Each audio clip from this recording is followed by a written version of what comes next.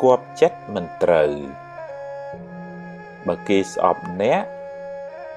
ទោះបីអ្នកធ្វើល្អប៉ុណ្ណាក៏គេមិនពេញចិត្តនឹងអ្នកដែរដូច្នេះកុំគ្រាន់តែចង់ផ្គាប់ចិត្តគេហើយបំផ្លាញសេចក្តីសុខខ្លួនអ្នកឡើយ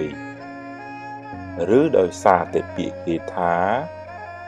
ធ្វើឲ្យអ្នកមួម៉ៅចិត្តឡើយបើអ្នកចង់ធ្វើតម្រូវចិត្តមនុស្សគ្រប់គ្នាអ្នកពិតជាហត់រហូតដល់ថ្ងៃស្លាប់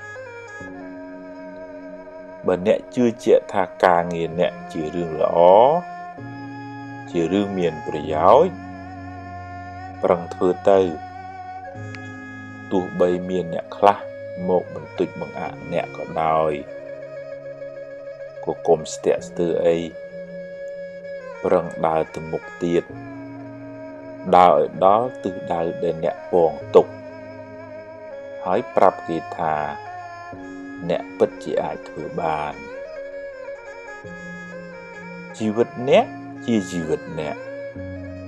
មាត់គេជាមាត់គេកុំបណ្ដោយឲ្យពាក្យគេថាបំផ្លាញកិច្ចការអ្នកឡើយ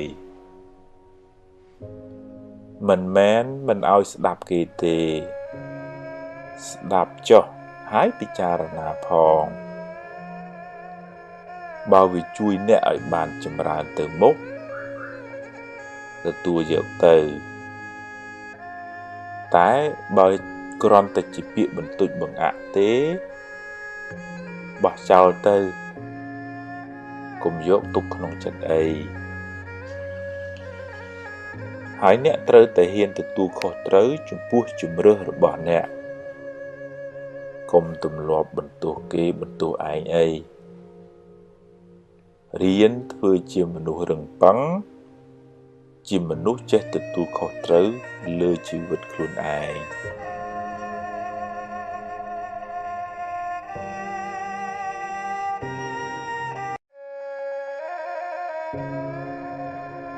ពន្លត់ភ្លើងកំហាំងបានដុតបំផ្លាញសេចក្តីសុខក្នុងចិត្តអ្នកដំបូងគេមុននឹងរាលដាលដល់អ្នកដទៃខឹងកាន់តែច្រើនទុក្ខកាន់តែខ្លាំងហើយបើពូកែគុំទៀតក្តៅកាន់តែងុំយូរទៅចិត្តអ្នកនឹងคล้ายជាភ្នំភ្លើងក្តៅក្រហាយជាប្រចាំទម្លាប់ដល់សេចក្តីស្រឡាញ់ដល់ខ្លួនឯងរឿយថាអហង្សុខិតោហោមិនិតទុក្ខោសូមឲ្យខ្ញុំបានសុខរួចផុតពីទុក្ខសូមឲ្យខ្ញុំបានសុខរួចផុតពីទុក្ខនឹកពាក្យនេះរឿយពេលមុនចូលគេងពេលក្រោកពីគេងឬពេលណាមានពេលទំនេរញញឹមផ្ដល់សេចក្តីស្រឡាញ់ឲ្យខ្លួនឯងហើយរៀនខន្តីរៀនអត់ធន់រៀនអត់ឱនរៀនភ្លេចខ្លះទៅកុំចូលចិត្តស្ពាយភ្លើងយូរពេកក្តៅណាស់ពេលណាខឹងនឹកដល់ពាក្យថាសូមឲ្យខ្ញុំបានសុខរួចផុតពីទុក្ខសូមឲ្យខ្ញុំបានសុខរួចផុតពីទុក្ខ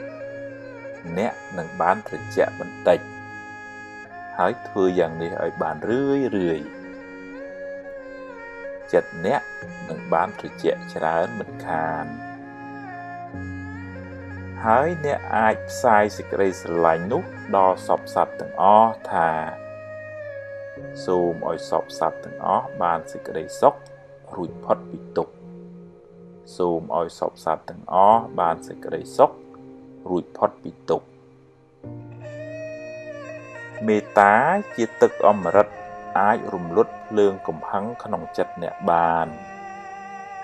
រៀនផ្ដល់សេចក្តីស្រឡាញ់ដល់ខ្លួនអ្នកនិងសព្វសត្វទាំងអស់ជុំវិញខ្លួនអ្នក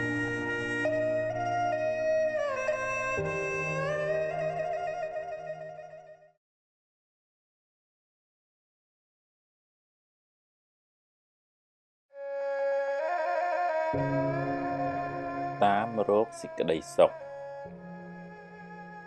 ខ្ញុំធ្លាប់ជួបអ្នកមានអ្នកក្រអ្នកតូចអ្នកធំអ្នកមានគ្រួសារអ្នកអត់គ្រួសារម្នាក់សុទ្ធតែមានទុក្ខរៀងខ្លួនកាលនៅក្រនឹកថាបើមាននឹងបានសុខពេលមានល្មមរស់ហើយនៅតែមានរឿង